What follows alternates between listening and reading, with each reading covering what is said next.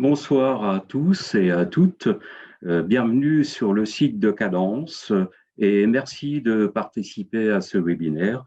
Un webinaire destiné à vous présenter les résultats d'une grande enquête menée en 2019 sur le territoire alsacien auprès des ensembles musicaux pratiquant la musique en amateur.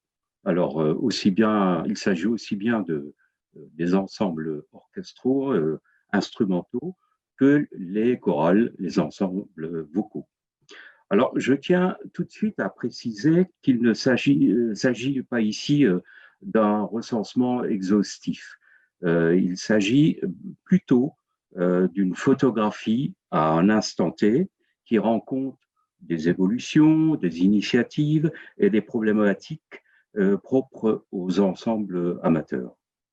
Alors, je pense pouvoir affirmer que le résultat est à la hauteur de nos attentes grâce au gros boulot, à l'excellent travail fourni par l'équipe.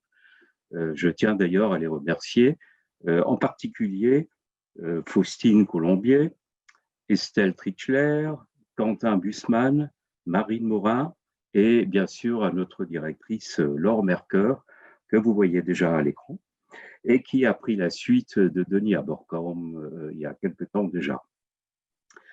Avec ce travail, Cadence dispose d'un outil privilégié, une mine de renseignements qui permettent d'alimenter notre réflexion, d'orienter nos actions, nos projets, de coller au terrain, d'être au plus proche de nos ensembles. C'est quelque chose qui nous tient beaucoup à cœur. Merci aussi aux partenaires publics présents ce soir, et je tiens à les saluer, avec qui nous partageons le souci de soutenir, de promouvoir, de développer les pratiques en amateur sur le terrain, sur l'ensemble du territoire. Et puis, bien sûr, je voudrais remercier tous les ensembles qui ont fait l'effort de participer à cette enquête, qui ont pris du temps. Et je pense que le résultat est là aussi à la hauteur de notre attente. Évidemment, il pourrait sembler un petit peu décalé, voire incongru, de diffuser cette enquête à l'heure où tout le secteur culturel est bouleversé et nos ensembles sont paralysés par cette crise sanitaire. Mais pour nous, il s'agit résolument d'un pari pour l'avenir, un pari pour un avenir où nous retrouverons le plaisir de pratiquer, d'écouter, de jouer, de faire de la musique sans contrainte et sans barrière. Mais entrons dans le vif du sujet. Alors, vous verrez apparaître successivement Laure, Faustine et Quentin pendant environ 1 heure pour vous présenter les résultats de l'enquête à travers des thèmes bien spécifiques. Alors, vous pourrez voir des photos, des graphiques, mais également vous verrez apparaître des croquis du dessinateur bien connu Phil Umdenstock, qui apportera une belle touche d'humour, qui ne gâtera rien. Voilà, j'espère que notre démarche de ce soir vous suscitera votre intérêt, votre attention et surtout répondra à votre curiosité. Je passe la parole à Laure pour la suite de cette présentation. Bonne soirée. Merci beaucoup Daniel. Bonjour, bonsoir à mon tour à vous toutes et à vous tous. Merci pour votre présence et votre participation à ce webinaire. Nous sommes particulièrement heureux de passer ce moment avec vous. Alors ce soir et à peu près jusqu'à 20 h, nous allons effectivement vous présenter les résultats de cette enquête que nous avons menée autour des pratiques collectives de la musique en amateur sur le territoire alsacien. Tout au long de ce webinaire, comme l'a précisé Daniel, vous avez la possibilité d'interagir, de poser vos questions, d'intervenir aussi pour témoigner ou pour compléter nos propos, en tout cas de manifester votre envie d'intervenir. Et nous vous donnerons la parole dans la seconde partie du webinaire. Vous aurez la possibilité de prendre la parole et d'intervenir de visu.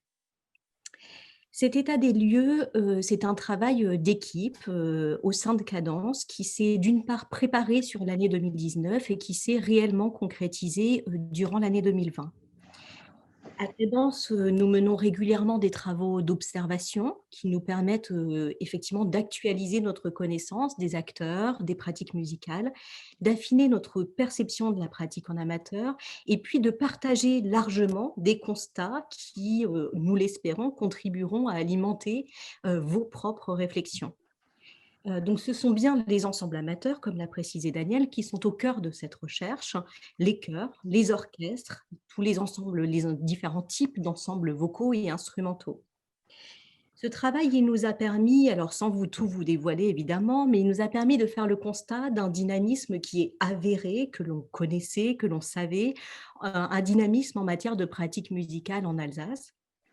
Il nous a permis aussi d'observer, que petit à petit, des glissements, des transformations s'opèrent au gré des changements sociétaux qui sont plus ou moins profonds.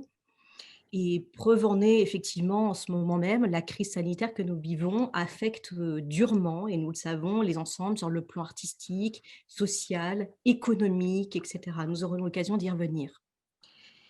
Dans cet état des lieux, nous avons souhaité pointer les réalités les plus concrètes et les préoccupations des responsables associatifs, des encadrants, des chefs, des collectifs de musiciens. Nous avons souhaité aussi déconstruire les représentations faussées ou les idées reçues qui malheureusement sont encore nombreuses au sujet des amateurs et qui parfois dressent le portrait de pratiques un peu poussiéreuses, hors du temps ou encore en perte de vitesse. Vous verrez qu'il n'en est rien du tout, bien au contraire. Voilà, je voulais simplement, pour finir, vous préciser que nous avons croisé nos résultats avec d'autres études et d'autres travaux qui avaient été réalisés dans le domaine. Alors, je pense notamment, à l'étude qui a été réalisée sur les orchestres d'harmonie en Alsace, qui avait été commanditée par la FSMA en 2005 et menée par, le sociologue Vincent Dubois. Nous avons fait référence aussi aux travaux de Guillaume Lurton sur l'économie des chœurs qui avaient été réalisés en 2007. Je pense aussi bien sûr aux travaux qui avaient été menés et qui sont toujours menés dans le cadre de la mission Calliope et Euterpe sur la professionnalisation et l'encadrement des pratiques. Et puis plus récemment, la dernière étude du ministère de la Culture, par exemple, sur les pratiques culturelles des Français.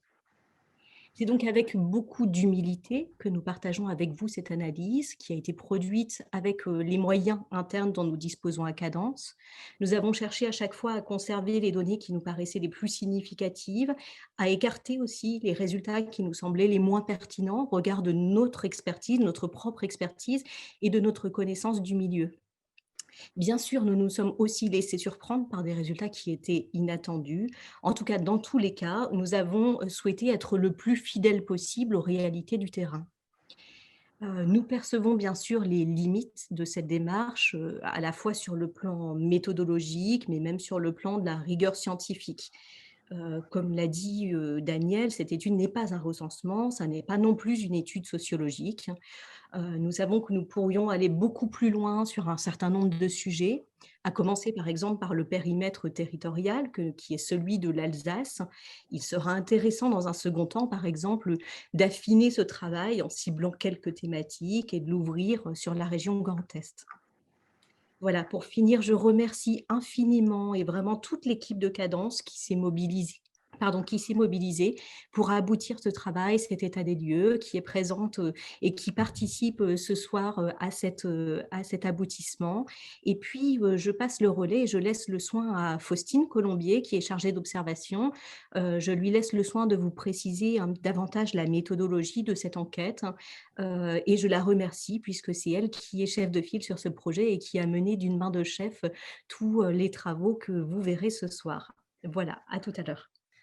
Bonsoir à toutes et bonsoir à tous. Merci beaucoup Daniel, merci Laure pour cette entrée en matière. Donc effectivement, quelques petits points par rapport à la méthodologie.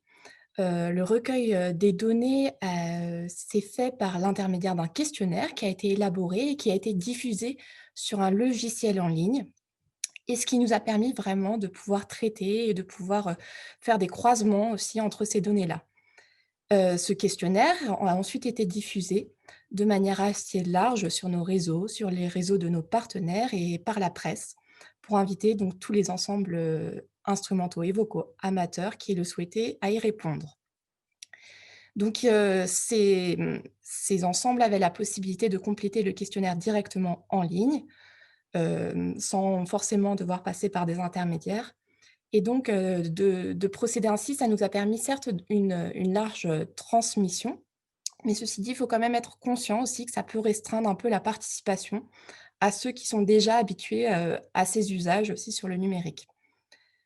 Donc le questionnaire, était assez copieux, hein. Il y avait 54 questions réparties en 10 thématiques, qui touchaient, aussi bien, à la composition des ensembles qu'à des questions, liées à l'encadrement artistique, qu'au modèle économique, au répertoire, aux prestations musicales. Bref, il y avait un ensemble de thématiques très, très large et c'est pour ça aussi que c'est une première approche, heu, qui ne demande qu'à être approfondie par la suite parce que c'est vrai que ça ouvre pas mal de questionnements et c'est peut-être une de nos frustrations justement de ne pas pouvoir avoir pu approfondir davantage ces thématiques-là. En tout cas, ce qui nous intéresse aussi, c'est comme l'a dit Laure, c'est de voir comment les évolutions technologiques, sociologiques, juridiques impactent la pratique en amateur. Donc les réponses ont été collectées du 6 janvier au 16 février 2020. C'était sur une période, assez courte, un mois et demi, hein. Et puis juste avant, comme vous vous en doutez, donc c'était juste avant le premier confinement. Si on diffusait ce type de questionnaire aujourd'hui, sans doute, les réponses seraient, légèrement différentes. Au total, nous avons pu recueillir, 343 réponses et parmi ces réponses, nous avons mis de côté, les réponses incomplètes. Les réponses des quelques ensembles dehors du territoire alsacien, puisque nous avons décidé vraiment de nous consacrer, sur ce territoire pilote. Et puis, nous avons mis de côté aussi les réponses des groupes de musique actuelle. Alors, initialement, le questionnaire invitait ces groupes-là à répondre, mais finalement, nous n'avons pas recueilli suffisamment de réponses et en tout cas, c'est pas, peut-être pas assez représentatif pour vraiment avoir une analyse pertinente.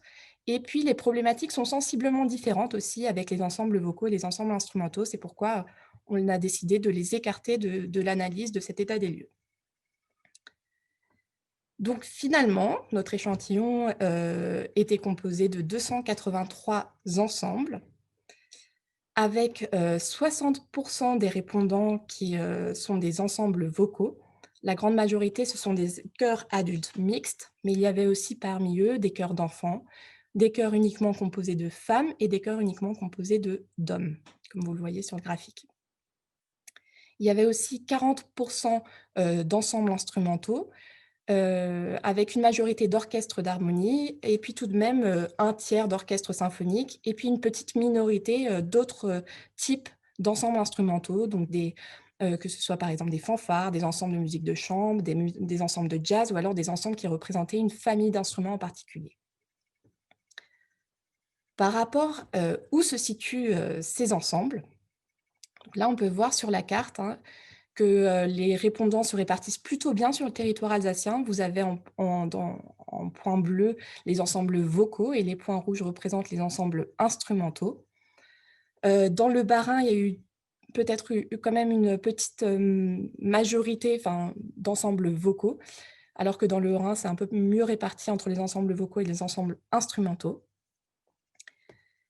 La pratique instrumentale, il faut savoir qu'elle a, parmi nos répondants, en tout cas, elle est proportionnellement plus implantée dans les communes de petite taille. En effet, 67% des ensembles instrumentaux proviennent des villages et des bourgs, c'est-à-dire des communes de moins de 5000 habitants.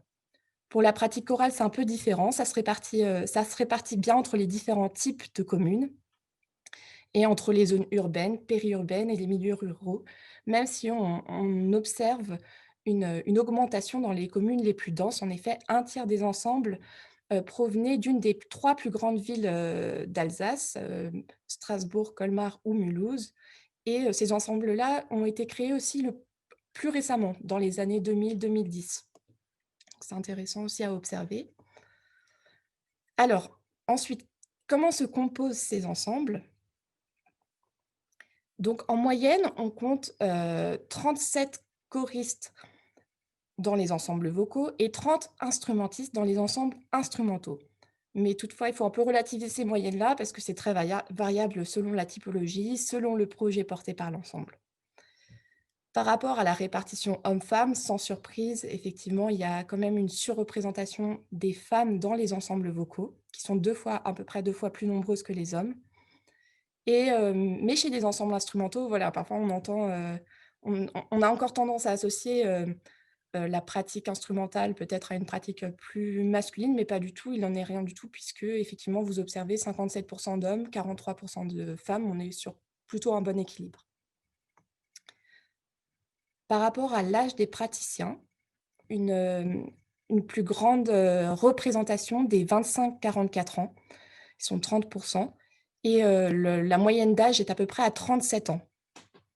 La moyenne, elle est à peine plus âgée pour les choristes, à 43 ans, mais cependant, la pratique, elle est peut-être moins linéaire dans le temps, moins symétrique que chez les ensembles instrumentaux. On observe en effet un creux chez les adolescents et chez les jeunes adultes, qui sont moins nombreux.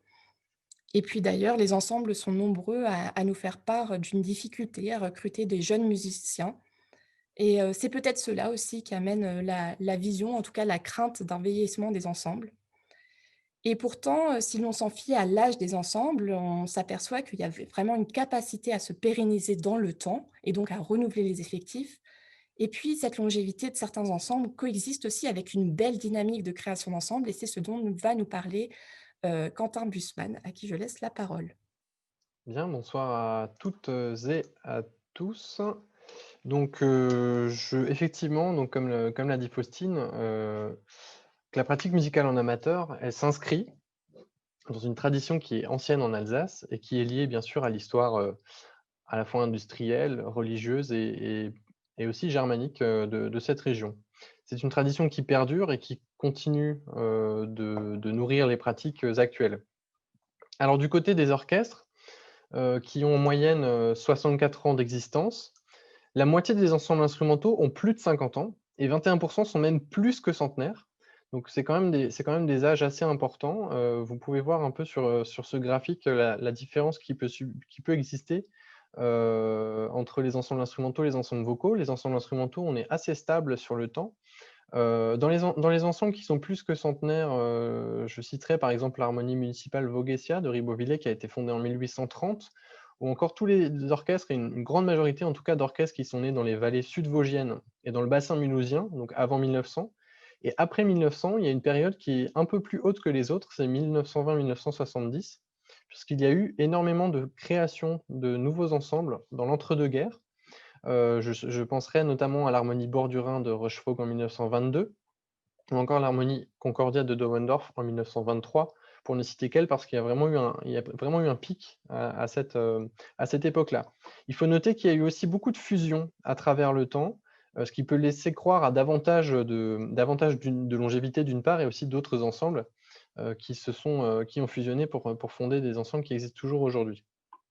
Alors les chœurs sont en moyenne plus jeunes, même s'il existe bien sûr des ensembles plus que centenaires. Alors c'est le cas de la plupart des chorales paroissiales par exemple, et de chœurs d'hommes, notamment la chorale Sainte-Cécile de Marmoutier, qui est l'ensemble le plus ancien à avoir répondu à notre enquête, puisqu'il a été fondé en 1800, et le chœur d'hommes de Saint-Louis, par exemple, qui a été fondé en 1822. Mais chez les chœurs, donc la moitié des chœurs qui ont répondu à notre enquête ont vu le jour entre 2000 et 2020. Comme les Tinoniers à Thann, qui est un ensemble qui a été fondé en 2012, ou encore l'ensemble vocal Synadelph à Strasbourg en 2018. Alors, le fait même qu'un tel nombre d'ensembles d'une telle longévité existe toujours implique bien qu'il y a eu un renouvellement des effectifs et un intérêt qui a été réel pour la pratique collective en amateur. Et c'est là justement que le paradoxe commence, puisque une des préoccupations majeures des ensembles reste le recrutement de nouveaux praticiens. 60% des commentaires recueillis auprès des ensembles portent sur ce sujet, et ce, malgré des actions de recrutement qui sont mises en place tout au long de l'année, de communication, de sensibilisation, souvent à la rentrée et en fin d'année, mais aussi tout au long de la saison, puisqu'il n'est pas rare d'aller à des concerts d'ensemble amateurs, de chœurs comme d'orchestre, et d'entendre quelqu'un dire que l'ensemble recrute. Alors chez les chœurs, la recherche de nouveaux membres porte principalement sur l'intégration d'hommes pour les chœurs mixtes et de jeunes chanteurs.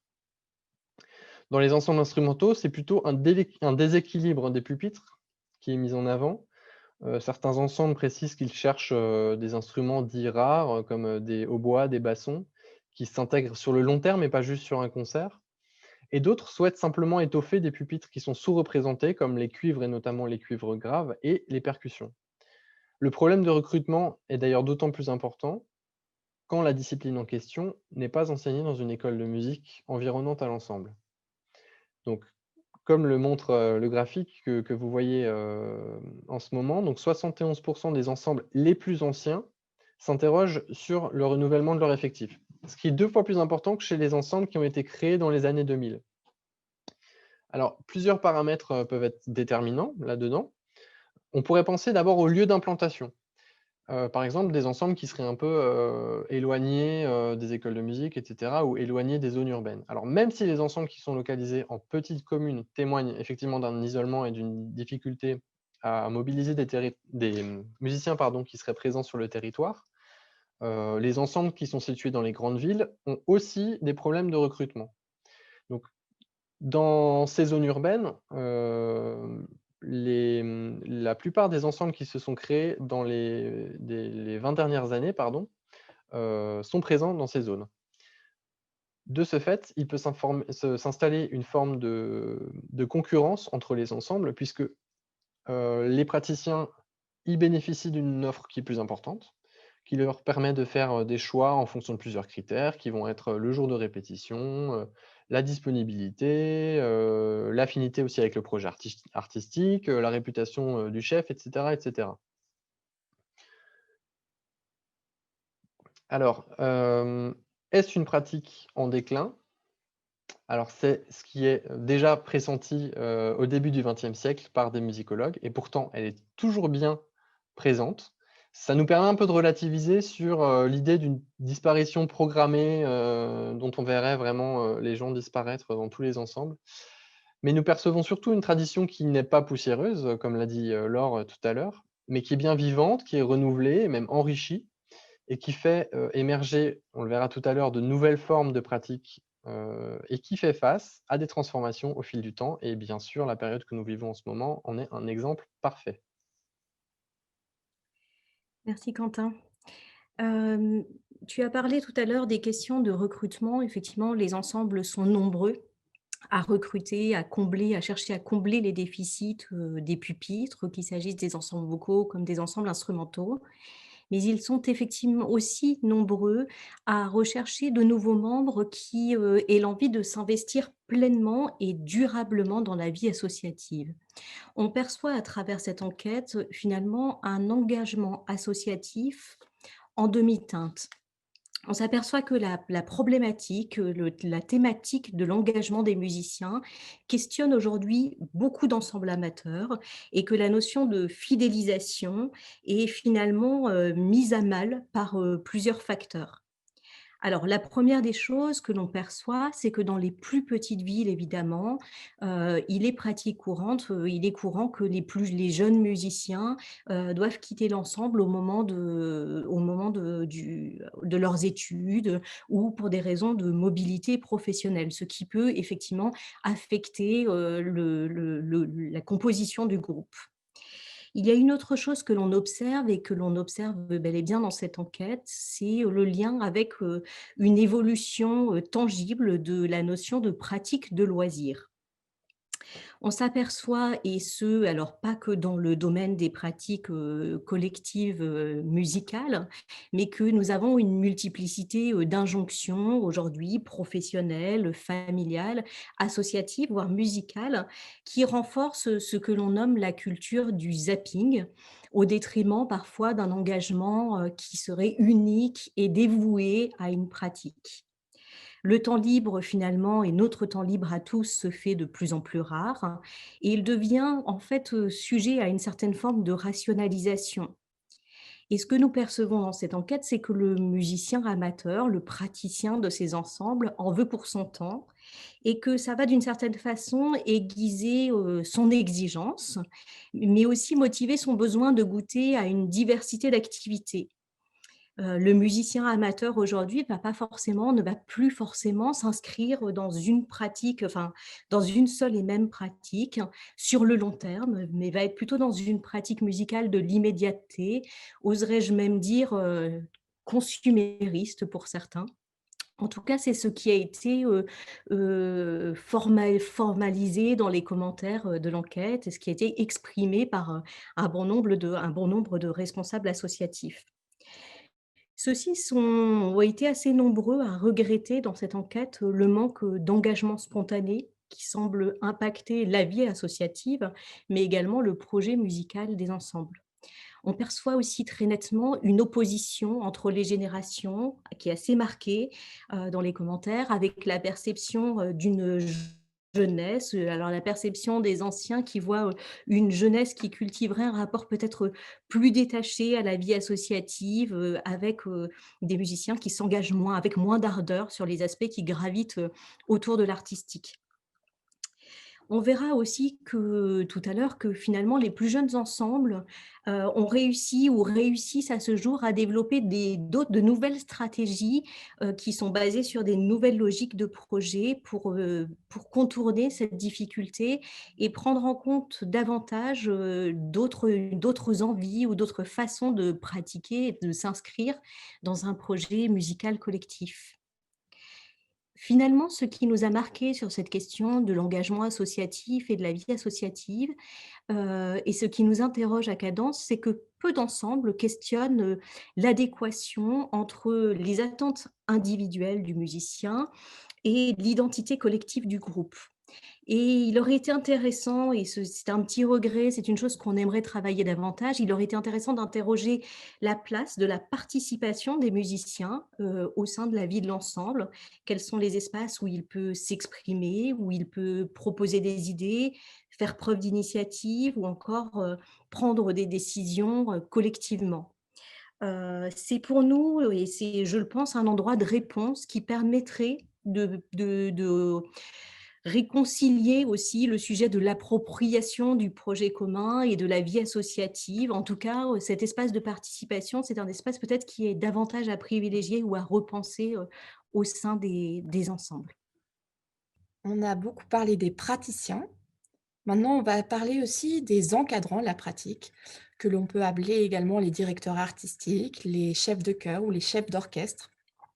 Toute cette terminologie se réfère finalement à la personne qui est responsable de l'identité artistique de l'ensemble, qui va donner une orientation, une cohérence au projet à mettre en place, qui va coordonner le jeu des musiciens et qui va aussi impulser la dynamique collective. C'était intéressant au moment où on dépouillait les réponses, parce que dans le questionnaire, on avait formulé la question en ces termes. On voulait savoir si les ensembles bénéficiaient d'un encadrement ou d'un accompagnement artistique. Notre objectif, c'était bien entendu de parler à la fois aux ensembles vocaux et instrumentaux et aux groupes de musique actuels. Il se trouve que peut-être cette question formulée de cette manière-là était un peu ambiguë. 20% des ensembles vocaux et instrumentaux ont répondu ne pas bénéficier d'encadrement artistique, alors qu'ils avaient bien un chef qui dirigeait l'ensemble. Donc voilà, cette observation, ça attire quand même notre attention aussi sur les termes à privilégier. Finalement, peut-être que encadrement artistique n'est pas aussi clair que le mot chef qu'il faut davantage assumer. Ceci dit, dans les réponses que nous avons obtenues, on a pu percevoir très clairement plusieurs évolutions concernant l'encadrement artistique des ensembles amateurs, à la fois sur le plan de la formation, de la qualification et de la professionnalisation des chefs, ainsi que sur la question de la féminisation croissante, bien qu'encore un peu timide, des encadrants. Et c'est par là que l'on va commencer, par interroger finalement la place de la femme dans l'encadrement artistique. Alors, chez les ensembles vocaux, on peut s'apercevoir qu'il y a un équilibre dans les proportions de chefs hommes et de chefs femmes. Donc, on est sur 52% d'hommes et 48% de femmes, ce qui rejoint à peu près les mêmes chiffres de l'enquête qui avait été menée par l'émission Voix en 2008. Alors que le déséquilibre est bien plus marqué chez les ensembles instrumentaux. Les femmes sont très minoritaires, 25% de femmes, 70% d'hommes. Vous me direz que ça ne fait pas complètement 100%, c'est parce qu'il y avait quelques ensembles qui fonctionnaient avec un binôme de chefs et qu'on n'a pas intégré ici dans le graphique. Ceci dit, si l'on compare ces résultats-là avec l'étude qui avait été menée par la FSMA en 2004, les femmes alors ne représentaient que 5% dans la direction artistique. Donc il y a quand même une belle évolution en l'espace de 15 ans à peine. Si on rapporte aussi cette répartition hommes-femmes dans l'encadrement artistique à la répartition hommes-femmes, praticiens et praticiennes, on s'aperçoit qu'il y a quand même une sous-représentation, aussi bien chez les ensembles vocaux que chez les ensembles instrumentaux, mais qui va vers une évolution, et cela tient aussi à la formation. Oui, alors la professionnalisation des encadrants est en grande partie liée, bien sûr, au développement de leur formation initiale comme continue. Il y a une augmentation de la reconnaissance du métier, à la fois institutionnelle et aussi une légitimation du métier dans le cadre des ensembles amateurs. Alors, même si, a priori, 100% des encadrants ont un parcours personnel de musicien, en tout cas c'est ce qu'on souhaite, nous avons recensé que 70% des chefs sont diplômés d'une formation initiale en conservatoire ou en école de musique, donc ont obtenu ou un diplôme d'études musicales, un certificat d'études musicales ou un diplôme départemental, et ou dans l'enseignement supérieur, par l'obtention d'un diplôme d'État, d'un certificat d'aptitude, d'un diplôme universitaire de musicien intervenant ou d'un diplôme national supérieur de professionnel de la musique. Alors, une partie sont des professionnels de la musique, mais finalement, ce qui nous a beaucoup étonné, c'est qu'ils sont plus rarement diplômés en direction d'orchestre ou de chœur. Les femmes sont d'ailleurs en situation de direction sont plus diplômées que les hommes. Alors, pour les encadrants professionnels comme amateurs, les formations non diplômantes et les stages qui donnent accès donc aux compétences, puisque 70% des chefs de chœur et 57% des chefs d'orchestre affirment avoir suivi de la formation continue, ont la volonté de continuer à se former, qu'ils soient diplômés ou non d'ailleurs. Mais ils sont confrontés donc à deux problématiques. La première, c'est l'offre de formation, puisqu'il y a un manque d'accessibilité à la formation initiale dans les conservatoires. Alors, il y a des cursus, mais une répartition qui est assez inégale sur le territoire. Des cursus qui peuvent être ou d'initiation ou des cursus assez lourds, et des conditions d'entrée qui sont restrictives, mais correspondant à une réalité qui sont un faible nombre de places. Une formation continue qui est peu conséquente en région, et finalement des besoins qui restent très variés et qui correspondent à la diversité des profils des encadrants. Voilà, il y a des professionnels, il y a des amateurs. Selon qu'on soit pédagogue, interprète ou justement amateur, on va chercher des compétences différentes, techniques, pédagogie de groupe, analyse, répertoire, formation de l'oreille, voilà, j'en passe. Il y a beaucoup de sujets, de thématiques qui pourraient être abordés. Et c'est une difficulté qui existe réellement pour nos structures de formation, de proposer un type de formation qui convienne aux attentes de tous et qui accueille suffisamment de stagiaires. La deuxième problématique auquel sont confrontés les encadrants, c'est la participation des ensembles dans la prise en charge, puisque la formation continue, elle a bien sûr un coût. Et seulement 30% des ensembles qui ont été interrogés encouragent la formation de leurs encadrants en contribuant financièrement au cursus et aux formations, aux stages de leurs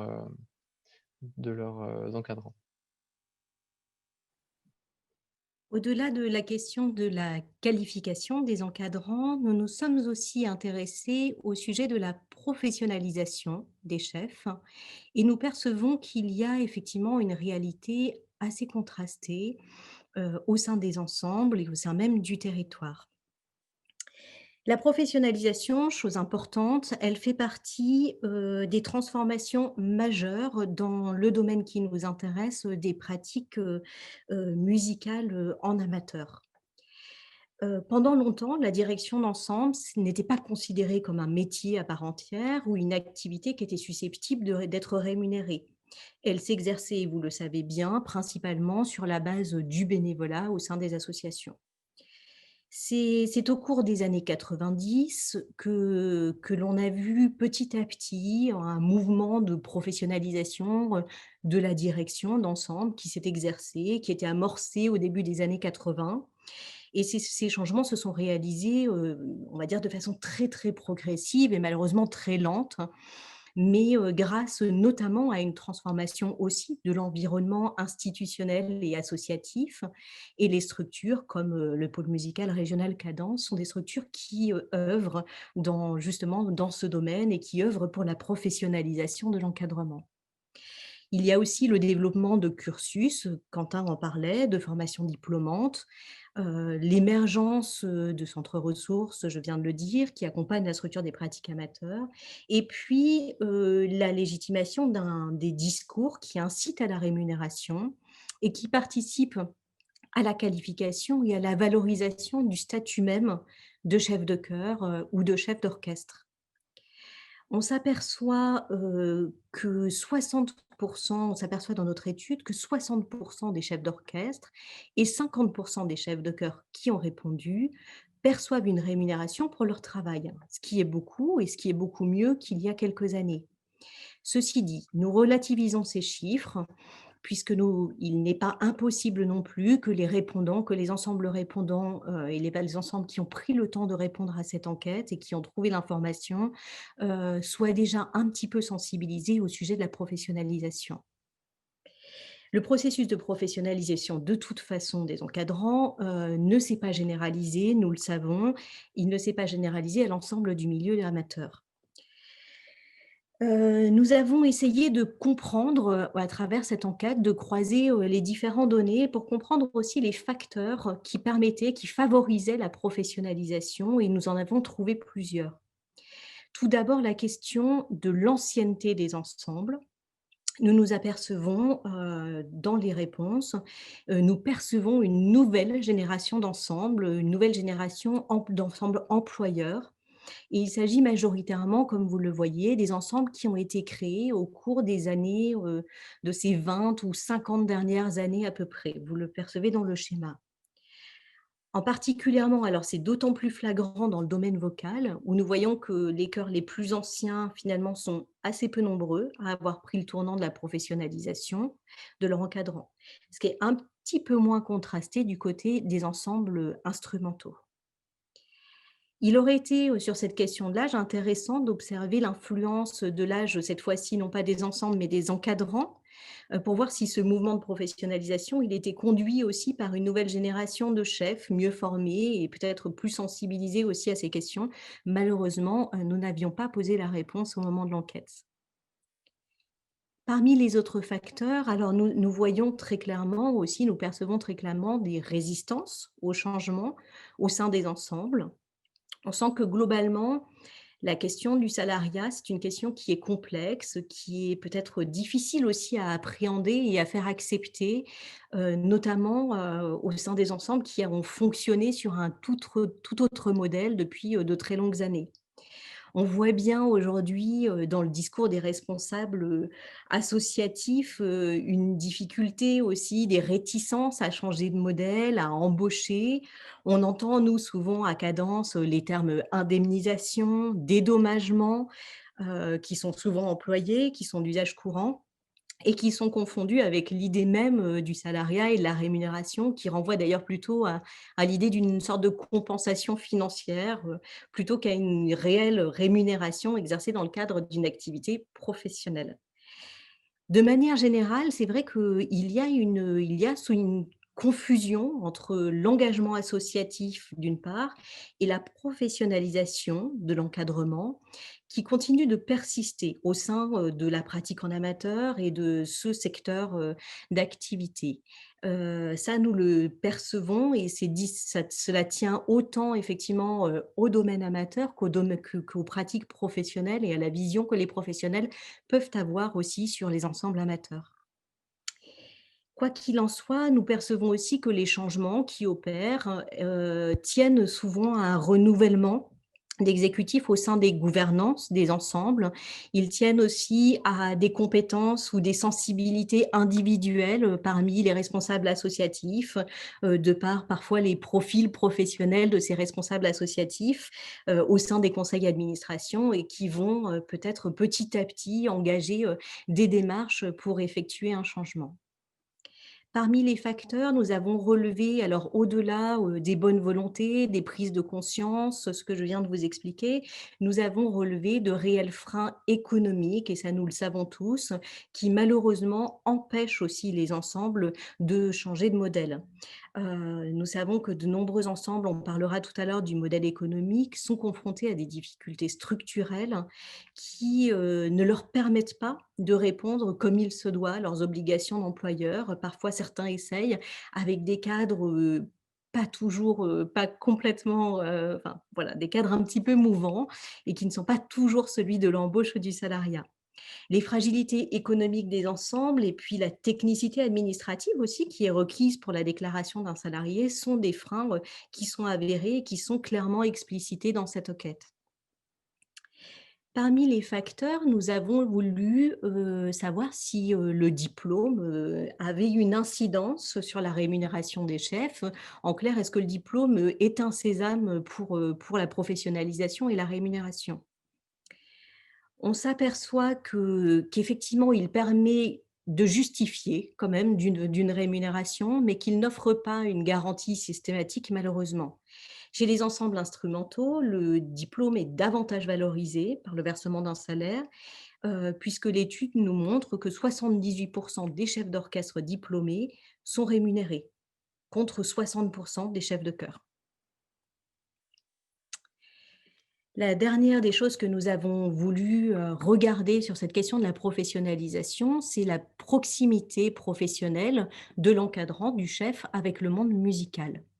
Donc je m'explique, l'idée même de la professionnalisation, finalement, on s'est aperçu qu'elle tenait aussi à l'autodéfinition et à la propre perception du chef sur la nature même de son activité. Ainsi, donc, les personnes qui exercent la fonction de chef comme profession principale ou à côté d'un métier qui relève du domaine musical, en tant qu'enseignant artistique, musicien intervenant, etc., sont beaucoup plus nombreuses à percevoir une rémunération. Elles sont 70%, elles sont à 70%, pardon. La direction d'ensemble, pour elles, appelle salaire, car elle fait pleinement partie de leur travail et ces personnes ont davantage peut-être de facilité à argumenter et à défendre ce qu'elles considèrent évidemment comme leur métier. En revanche, les personnes dont la direction d'ensemble n'est pas le gagne-pain, dont l'activité professionnelle n'est pas directement en lien avec la pratique musicale, considèrent peut-être davantage cette activité comme de direction d'ensemble, comme une pratique de loisir, ou en tout cas se sentent moins légitimes à percevoir et à réclamer, à demander un salaire. 90% des personnes qui n'exercent pas dans le milieu musical ou qui exercent dans un tout autre domaine professionnel sont des chefs bénévoles. Malheureusement, la nette évolution de la professionnalisation des encadrants et des chefs ne résout pas toutes les difficultés liées à ce métier, même si cette dynamique est en œuvre et tend à faire évoluer ce domaine d'activité. Nous nous apercevons aujourd'hui que d'autres problématiques d'emploi sont tout à fait tangibles et sont liées à la nature même du métier d'encadrant.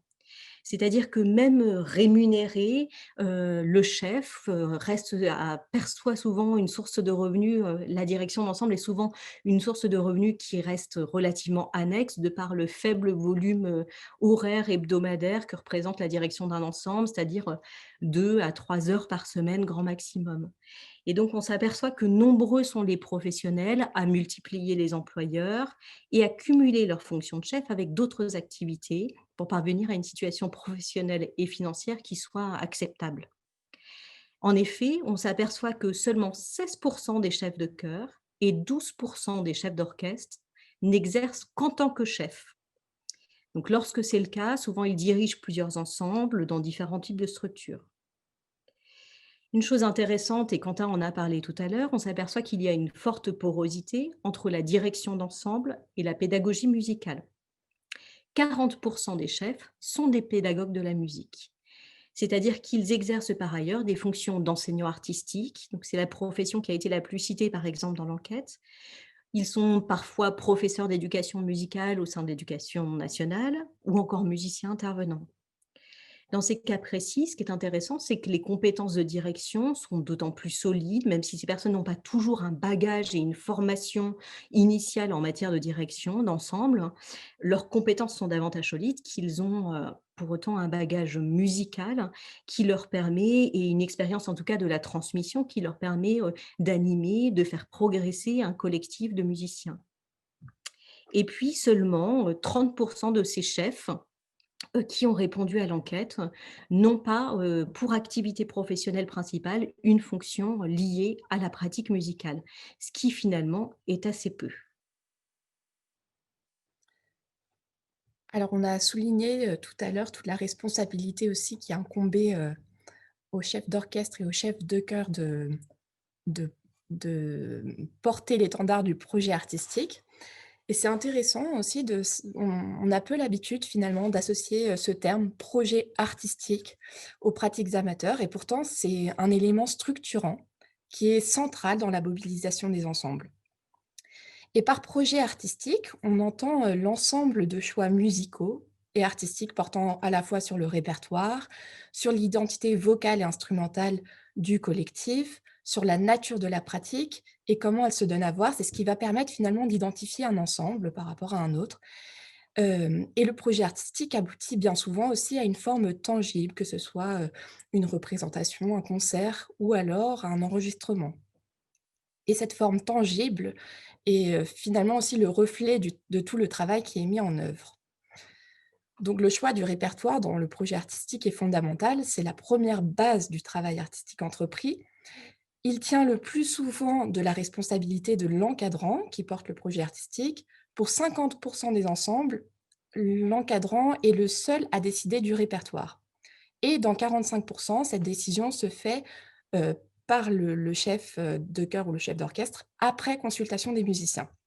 Donc c'est finalement dans de très très très rares cas, à peine 5% de nos répondants, que la décision est collective, et c'est souvent des ensembles créés récemment hein, qui ont manifesté aussi ce mode de fonctionnement-là et qui sont peut-être aussi soucieux d'instaurer un fonctionnement un peu plus démocratique, un peu plus participatif.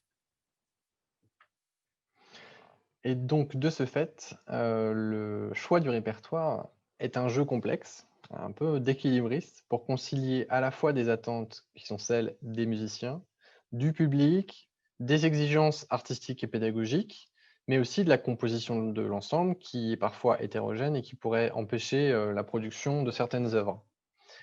Alors, entre tradition et modernité, comment apporter de la nouveauté sans tout bouleverser? Certains ensembles musicaux ont fait le choix de la diversité et de l'éclectisme musical en s'intéressant à des répertoires variés, alors que d'autres préfèrent se concentrer sur une esthétique bien définie. Alors, la spécialisation peut être un choix pour mobiliser et fidéliser des musiciens, mais aussi un public. Ainsi, des projets se spécialisent, par exemple No Limit Orchestra qui est autour des répertoires de films et de jeux vidéo, l'ensemble vocal Anti-Rouille qui est autour du répertoire rock des années 70-80, ou encore le chœur de Saint-Guillaume qui est spécialisé autour des passions selon Saint Matthieu et Saint Jean. Alors, le répertoire spécialisé peut entraîner une forme de lassitude. Pour les jeunes ensembles, ce n'est pas un problème car ils fidélisent toujours un public autour de leur concept. Mais les ensembles les plus anciens qui font face au vieillissement de leur public ont parfois des difficultés à le renouveler. Alors l'éclectisme, lui, offre la possibilité de varier entre des répertoires plus exigeants et des airs familiers. Il permet peut-être de rompre une hiérarchie symbolique qui existe entre le répertoire dit populaire et savant. Cette diversité, elle implique une recherche accrue de cohérence dans la construction des programmes et nécessite bien sûr des contraintes d'interprétation supplémentaires puisqu'on va aller chanter différentes langues avec différentes prosodies, différentes époques et différents types d'interprétations. Alors que le répertoire soit spécialisé ou diversifié, il est souvent conditionné à un accès à un matériel de qualité. Par matériel, bien sûr, j'entends des partitions, des pièces, des arrangements, qui soient de qualité et qui correspondent, à l'architecture même, et aux spécificités de chaque ensemble, qui sont donc parfois, hétérogènes ou en manque dans certains pupitres. Donc la volonté d'un répertoire sur mesure qui corresponde à la fois au projet artistique et à la composition des ensembles peut amener à une logique d'adaptation par l'encadrant et d'arrangement, mais aussi en faisant appel à un compositeur, et ce, dans le cadre d'un projet de création. La question de la création, elle est de plus en plus importante, au sein de la pratique en amateur. Il est vrai qu'il est finalement assez rare d'associer le mot création, au mot amateur et pourtant cette enquête et nos observations de terrain nous prouvent bien que la création a toute sa place et une place particulièrement importante dans le projet artistique des ensembles amateurs. Nous nous sommes aperçus que de plus en plus d'ensembles musicaux organisent leur activité, selon alors d'une part une logique, de projet, en proposant des aventures artistiques qui sont peut-être plus courtes, parfois éphémères et qui mobilisent un collectif de musiciens sur un temps donné. C'est une des stratégies, je l'évoquais tout à l'heure, pour, pouvoir, remobiliser, les musiciens et peut-être réinvestir aussi les uns et les autres, autour, du projet associatif.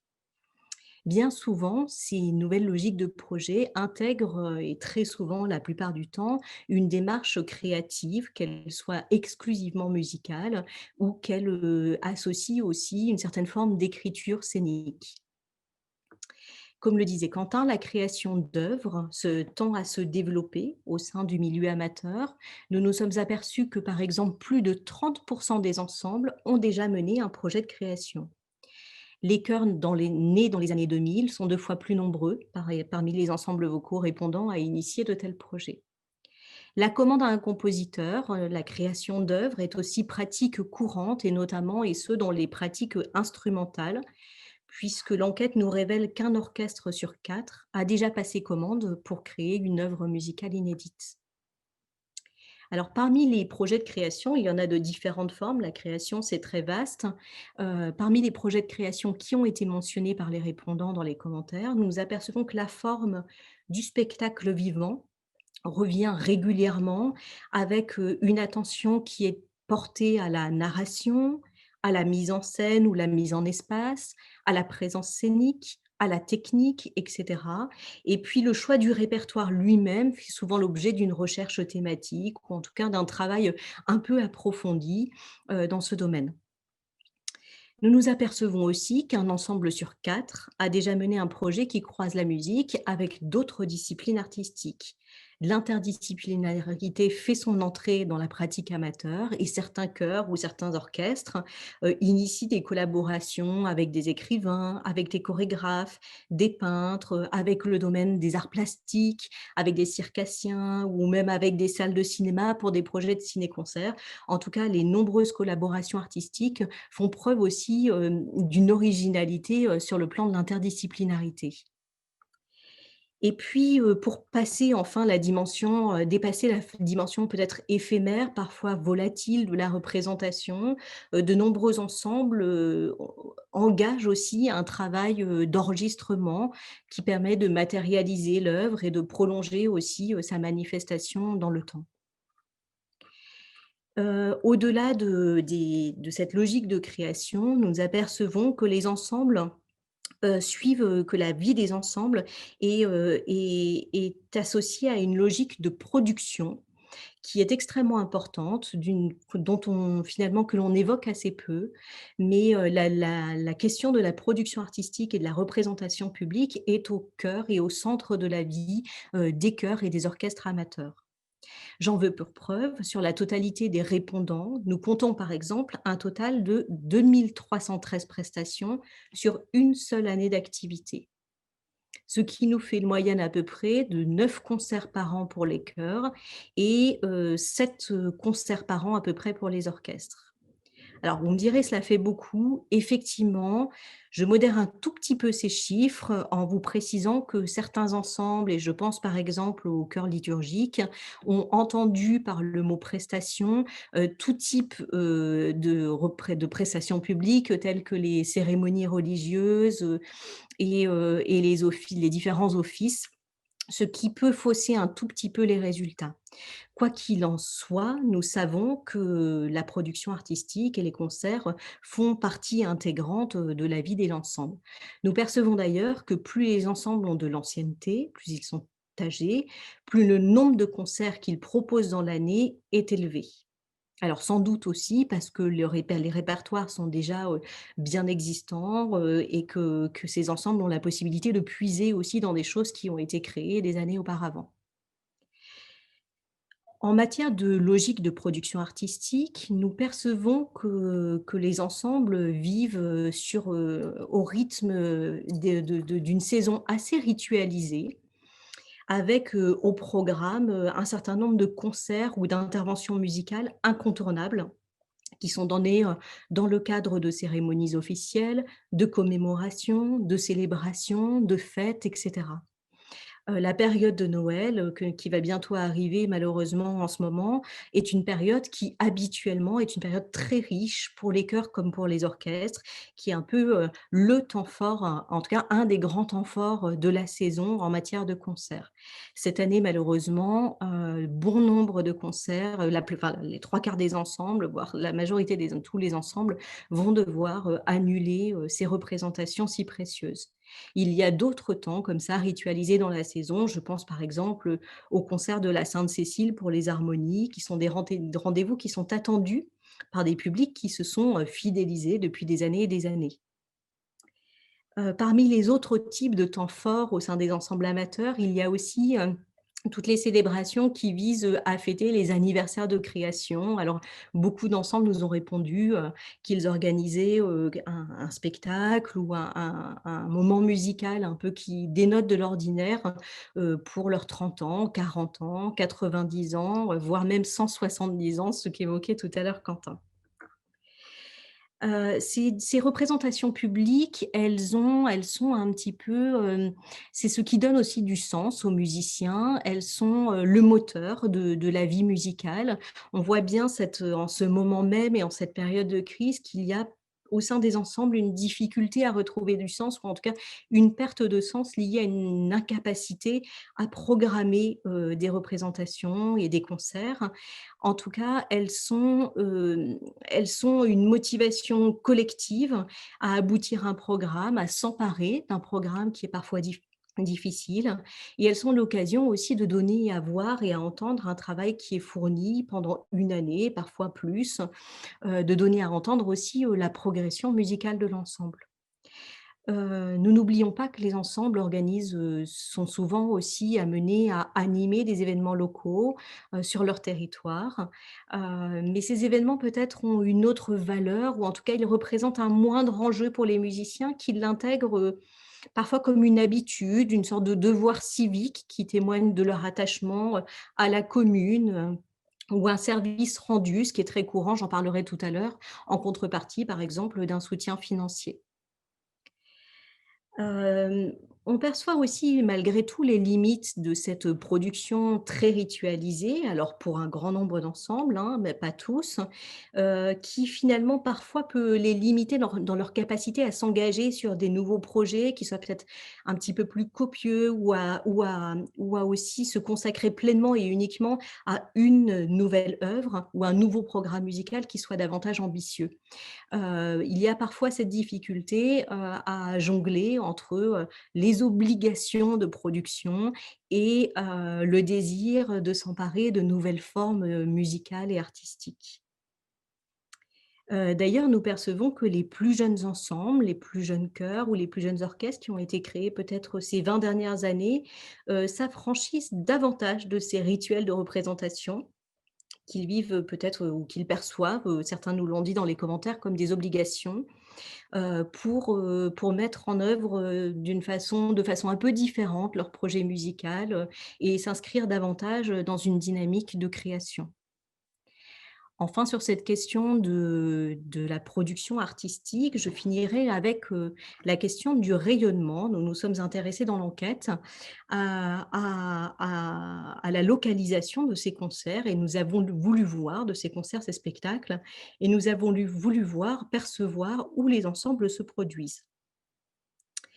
Nous nous apercevons que 65% des ensembles répondants se produisent localement et exclusivement dans un cercle de proximité qui inclut la commune, voire l'intercommunalité, voire le département. En tout cas, un ancrage relativement local, et on s'aperçoit que ces ensembles, finalement, ont une présence musicale assez forte sur leur territoire. Et certains témoignent d'ailleurs d'une difficulté à s'exporter au-delà même du territoire local. Ce qui va aussi grandement nourrir le projet artistique, c'est les échanges que les ensembles vont cultiver avec d'autres ensembles, avec des structures dédiées à la pratique musicale comme les écoles de musique, mais aussi avec des lieux où la musique n'est peut-être pas l'objet central, avec les établissements scolaires, avec les établissements socio-médicaux, mais où la musique y trouve toute sa place. Et les ensembles témoignent aussi en être très friands de ce type de collaboration, de ce type de rencontres. 85% ont déjà mené des projets avec d'autres ensembles, au moins de manière occasionnelle. Cela peut se faire dans le cadre d'une représentation pour enrichir le programme, pour aussi peut-être mutualiser certains coûts, ou alors pour entretenir des amitiés musicales. Il est courant même que les musiciens fassent partie de plusieurs ensembles et c'est ça justement qui va favoriser le rapprochement entre ces ensembles-là. Et il est fréquent que ces collaborations se fassent entre les ensembles d'un même territoire. Au-delà de la représentation, la rencontre entre ensembles peut se porter dans le cadre d'un même mouvement, entre les chœurs d'hôpitaux par exemple, ou entre des orchestres de jeunes, ou alors dans le cadre de rassemblements de chorales affiliées à une même fédération, telle que la fédération à cœur joie. Et puis les ensembles sont aussi désireux de partager autour de préoccupations ou de thématiques qu'ils traversent, des thématiques qui peuvent être très spécifiques, hein. Ça peut être, par exemple, sur la forme de concert à réinterroger, ça peut être sur la recherche de financement, on va en parler tout à l'heure un peu plus, par rapport au modèle économique, hem, mais qui ont tout leur sens à être discutés collectivement. Et à Cadence, on s'en est bien rendu compte justement avec les rendez-vous des ensembles amateurs qui sont organisés régulièrement, que l'on souhaite continuer aussi à mettre en place parce que c'est vraiment des espaces aussi d'expression libre entre les ensembles amateurs. Parmi les autres partenaires donc de prédilection, il y a aussi les écoles de musique. C'est peut-être, moins vrai pour les ensembles vocaux que pour les ensembles instrumentaux, en particulier les harmonies qui cultivent en Alsace une relation historique avec l'enseignement musical. Cela fait partie intégrante du parcours de musicien que de se former à l'école, puis de rejoindre les rangs, de l'ensemble, pour pratiquer. Il y a encore une attente qui est très, très forte, dans ce prolongement, dans ce lien avec les écoles de musique et pourtant il apparaît à plusieurs reprises, que les ensembles établissent un lien de cause à effet explicite entre, leurs difficultés de recrutement d'une part et le lien de plus en plus distendu avec les écoles de musique. Donc il y a plusieurs hypothèses, à cela. Tout d'abord, on en a déjà un petit peu parlé, tout à l'heure, peut-être que, l'individu devient aussi plus autonome dans la définition de son parcours musical, qui va se construire au gré de ses expériences, de ses attentes personnelles et du projet et peut-être qu'il va s'éloigner aussi de ce schéma, d'un schéma prédéfini où, être élève à l'école de musique signifie, par ailleurs, rejoindre, l'ensemble de pratiques de proximité. Donc peut-être qu'il y a un peu une distanciation qui est en train de se créer de ce côté-là. Par ailleurs, peut-être que, le regroupement des écoles de musique renforce aussi un certain éloignement, en tout cas, une plus grande difficulté de communication. Peut-être que ça se fait de manière un peu moins directe. Et enfin, une autre hypothèse qui nous a été rapportée dans les commentaires, relevés, c'est qu'il existe aussi peut-être une dissymétrie des relations. C'est-à-dire que là où la subsistance de certains ensembles dépend grandement du lien aux écoles de musique, justement, par rapport à cette question du recrutement. Les écoles de musique, elles, ont peut-être la possibilité aussi d'internaliser les espaces d'expression et de pratique, et donc de peut-être aussi s'éloigner davantage des ensembles. Quoi qu'il en soit, cette dynamique de coopération musicale, elle est très importante justement, parce que, c'est ça aussi qui va faire évoluer, l'ambition du projet artistique. Mais le projet artistique, ça implique aussi de bien penser le cadre économique, les ressorts financiers sur lesquels il peut s'appuyer pour aboutir. On l'entend souvent, hein, dans les commentaires des ensembles au gré des rencontres ou même, dans l'état des lieux qui a été fait. L'argent, c'est un peu le nerf de la guerre avec lequel il faut, composer pour projeter justement les ambitions artistiques. Donc les ensembles en sont particulièrement conscients. Parmi ceux qui rapportent des difficultés, 1 sur 5 fait état d'une difficulté économique. Donc la pratique amateur ne signifie effectivement, on s'éloigne un petit peu de ce mythe de la gratuité qui est, très courant encore malheureusement dans la pratique amateur puisque, il y a quand même de nombreux besoins sur le plan matériel, sur le plan humain. Heu, Effectivement, pour pouvoir vivre le projet artistique, il faut se regrouper, pour répéter. La salle de répétition peut avoir un coût. Il faut acquérir des partitions, des instruments, ce qui a aussi un coût. Il faut pouvoir rémunérer, quand cela est possible, l'encadrant, on en a parlé tout à l'heure. Et c'est cela, en fait, qui pousse les ensembles à une certaine forme de rationalité économique pour équilibrer les coûts et les apports. Donc 90 des ensembles, de notre échantillon fonctionnent ainsi avec une économie monétisée, c'est-à-dire qu'ils vont être amenés à gérer un budget qui est propre. Et c'est cela aussi, ces différents besoins qui vont les amener à chercher, différents types de leviers économiques pour pouvoir y faire face. Et donc parmi ces sources de financement, vous voyez sur le graphique, on a en premier lieu, les cotisations. 67 des ensembles, avec une proportion peut-être légèrement plus importante chez les chœurs, fait appel aux cotisations, à la mutualisation des moyens, des membres pour couvrir les dépenses courantes, et cela se fait aussi selon un principe de réciprocité. Et c'est intéressant, le principe de la cotisation, c'est très courant, hein, dans toute association, mais finalement, c'est à la fois une ressource économique et puis c'est aussi garant d'une intégration de l'individu au sein du groupe. Et donc, c'est une des problématiques aussi à laquelle, les ensembles associatifs se doivent de bien réfléchir. Comment équilibrer, la cotisation pour qu'elle soit à la fois accessible pour tous et puis pour assurer une certaine viabilité économique de l'ensemble. Ensuite, sur ce graphique, vous voyez aussi la part importante qui est faite aux aides publiques. On en parlera de manière, plus approfondie tout à l'heure sur cette place, des aides publiques qui peut se faire sous forme d'aide en nature ou de subventions ou d'une combinaison des 2. Les ensembles sont 30 ont déjà, eu recours à des fonds privés. Dans de nombreux cas, plutôt à du sponsoring, mais ça peut être aussi dans quelques autres cas du mécénat.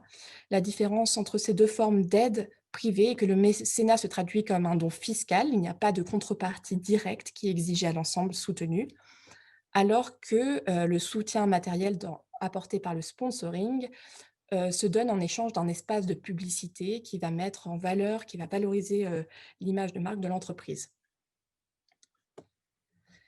Dans de très rares cas, les ensembles mettent en place un système de financement participatif. Ils sont à peine 10 dans notre échantillon.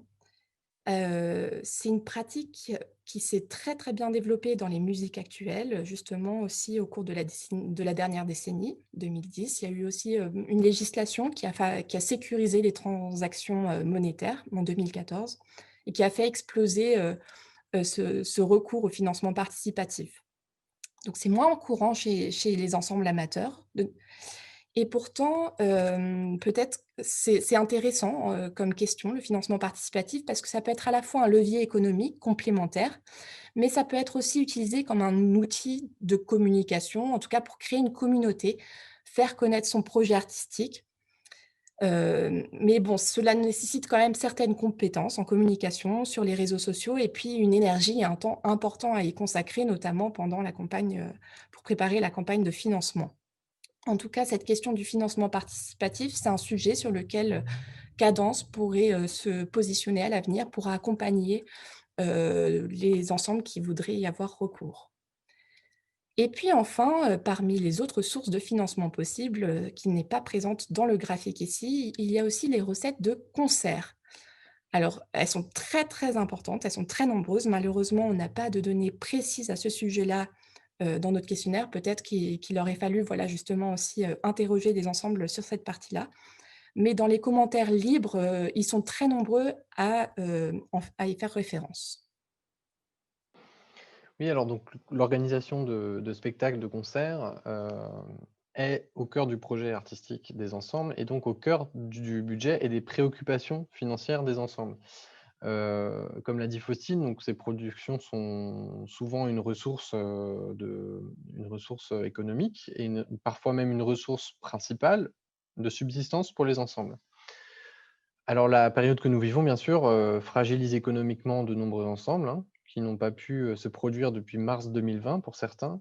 Certains ont eu la chance de passer entre les gouttes. Enfin, pas sûr que ce soit un apport, financier, et qui parfois se sont engagés dans des frais, importants et des annulations. Alors l'organisation, du concert implique des frais qui sont incompressibles, hein. Hormis l'absence de rémunération finalement des musiciens, qui composent l'ensemble, c'est en tout point similaire au milieu professionnel du spectacle vivant. C'est-à-dire qu'il faut louer une salle de spectacle ou un lieu dans lequel aménager une scène, de l'éclairage, de la sonorisation, du matériel technique, parfois des techniciens professionnels. Il y a le coût des partitions, déjà évoqué par Faustine, des droits de reprographie, le salaire de l'encadrant, les droits SACEM, etc., etc.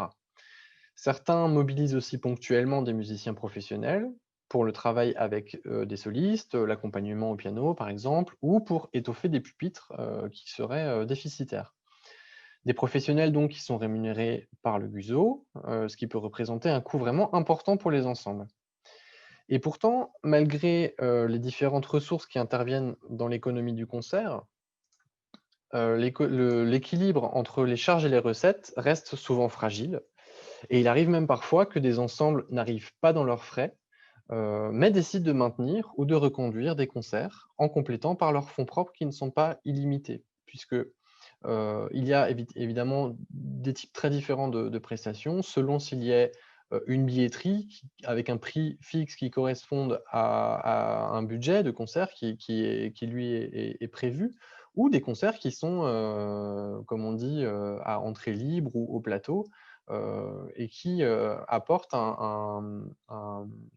comment dire, une recette financière qui est indéterminée.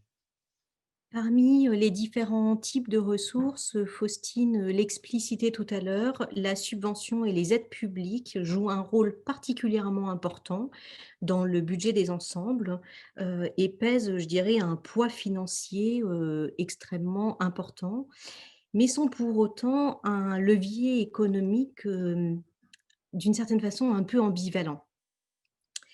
Nous nous sommes aperçus que 60 des chœurs et 82 des orchestres qui ont répondu à l'enquête, déclarent bénéficier d'une aide en nature, d'une aide publique, d'une subvention alors pardon, d'une aide publique, qu'il s'agisse d'une aide en nature, d'une subvention ou même, d'une combinaison, de ces 2 types.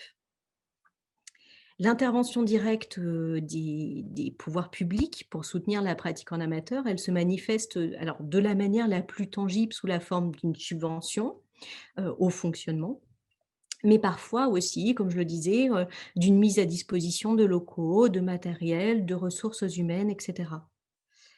Nous avons regardé, quelle était la nature de ces subventions et et percevons nettement qu'il s'agit que l'échelon, pardon, de collectivités qui finance le plus les ensembles amateurs est la commune, car, dans cette enquête, 9 ensembles sur 10 déclarent obtenir un financement de leur commune. Viennent ensuite les aides apportées par les départements Et puis, loin derrière, vous le voyez, les intercommunalités qui, bien que plus nombreuses à se saisir de la compétence culturelle, qui est facultative, restent en tout cas à ce jour, finalement, assez peu nombreuses à se mobiliser dans la politique de soutien aux associations amateurs. Nous verrons dans l'avenir, avec toutes les restructurations sur le plan des collectivités et des intercommunalités, si nous pouvons observer des changements, de cet ordre. Nous nous apercevons aussi qu'un tiers des répondants des ensembles fait appel à des financements croisés entre plusieurs niveaux de collectivité. Dans la majorité des cas, c'est une combinaison entre le soutien de la municipalité et le soutien du conseil général. Alors, cette interdépendance, elle garantit bien sûr une plus grande stabilité du modèle économique des ensembles amateurs, qui sont encouragés aussi à diversifier d'une certaine façon leurs sources de financement. Mais ces financements croisés peuvent également renforcer la difficulté aussi des ensembles à accéder à des aides publiques. Le recours à des aides, des appels aux projets est assez courant aussi au sein des ensembles amateurs. Un tiers des ensembles répondants, par exemple, a déjà obtenu des subventions après avoir répondu à des appels à projets. Alors, ce mode de fonctionnement, il est intéressant, il est parfois un levier pour pouvoir faire naître et faire vivre un projet musical et artistique, mais toutefois, il a ses limites puisqu'il limite aussi les ensembles dans leur capacité à subvenir à des besoins structurels et à pérenniser aussi le projet associatif.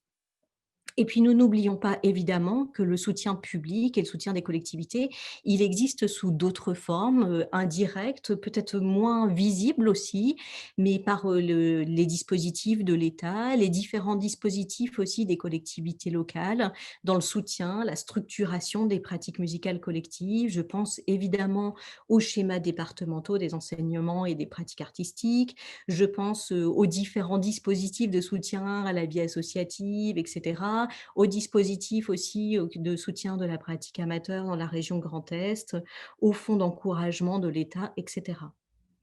Malheureusement, l'absence de données sur le montant des aides allouées, des aides publiques allouées, ne nous a pas permis d'évaluer le poids du soutien public, mais ce serait un travail particulièrement intéressant si on voulait aller plus loin dans la question du modèle économique des ensembles amateurs.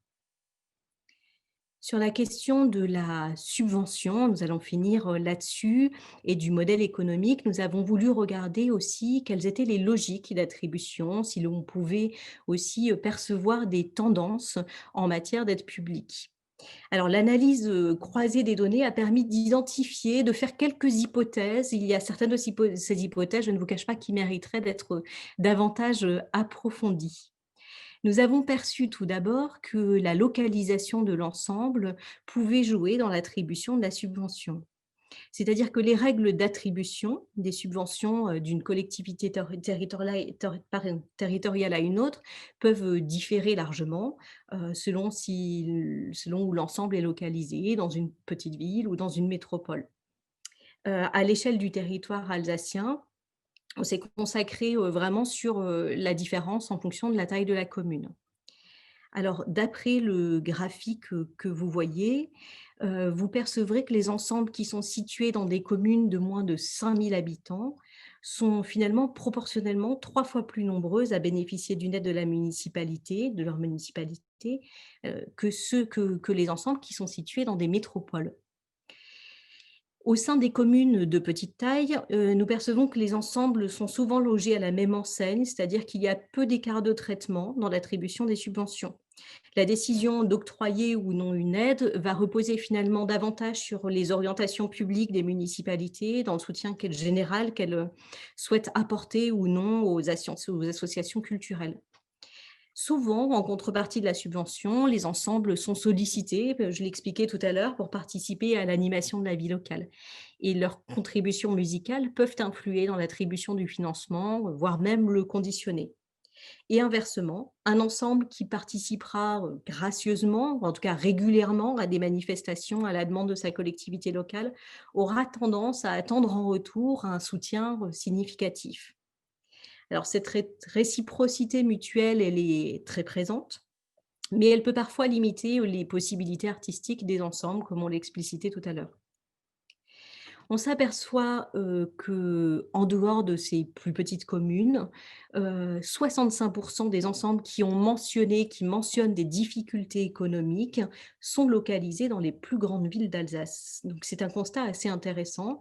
On s'aperçoit finalement que les ensembles qui sont à Colmar, à Haguenau, à Illkirch, à Mulhouse, à Sélestat ou encore à Strasbourg, ont plus de difficultés à mobiliser des financements publics. D'une part parce que l'écosystème est plus fourni, les ensembles sont plus nombreux dans ces mêmes villes et certains manifestent des difficultés à se distinguer dans cet essaim associatif, et témoignent finalement d'une complexité à accéder à des financements. Parmi eux, certains vraiment déplorent la rareté, la dispersion aussi, des aides publiques, face à une demande associative qui est croissante et qui est très importante. Et puis, ils déplorent aussi un environnement qu'ils perçoivent, de plus en plus comme, concurrentiel, avec peut-être un climat de défiance qui peut s'installer parfois, entre ensembles d'un même territoire.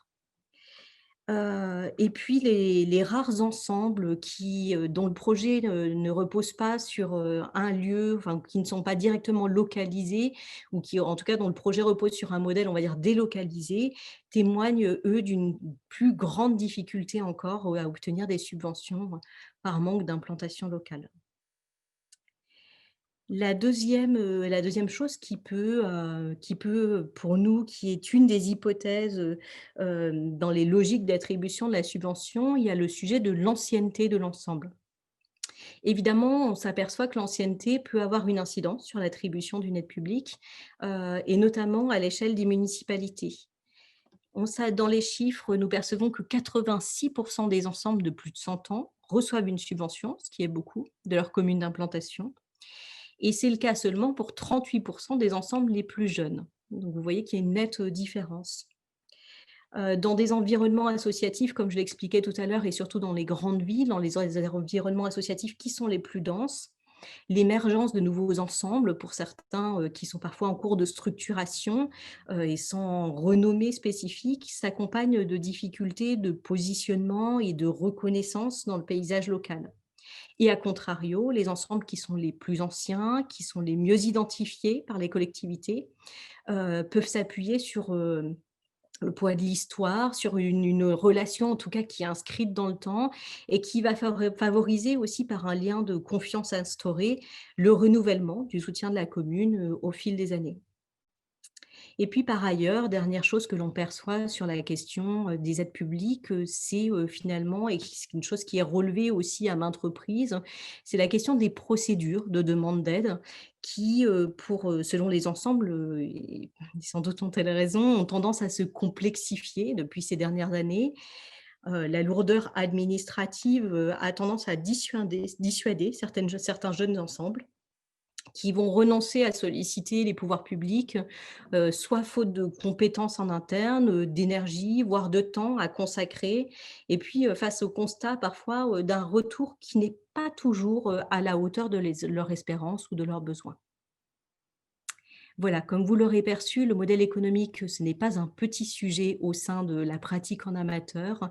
Il y aurait encore, beaucoup de thématiques, que nous pourrions, creuser. Nous avons, repéré en tout cas peut-être des endroits aussi de réflexion avec, notamment sur la question des aides publiques et nous serions ravis en tout cas de pouvoir échanger avec vous à ce sujet et de pouvoir aller plus loin sur, l'un ou l'autre, de ces thèmes. Nous arrivons, à présent, à la fin de cette présentation. Je vois que vous êtes, encore, nombreux et très présents, à nous suivre. Merci beaucoup. Je remercie Faustine et Quentin également et puis, toute, l'équipe, de Cadence pour ce travail. Je remets la parole, à Daniel, si tu es là pour, clore, ce webinaire. Moi, je voudrais en tout cas vous remercier évidemment chaleureusement, Faustine et Quentin qui avez présenté cet état des lieux. Je voudrais remercier tous ceux que vous ne voyez pas, mais qui ont vraiment œuvré depuis des semaines et des semaines à Cadence et qui sont là ce soir, pas tout à fait derrière l'écran, mais presque. Alors, je nomme Estelle Trichler sur toute la question de l'infographie, de la mise en page. Vous allez avoir le plaisir de découvrir son travail. C'est un travail formidable qu'elle a réalisé en termes de valorisation de toutes ces données. Je remercie bien sûr Marine Morin. Je ne sais pas si tu es encore avec nous.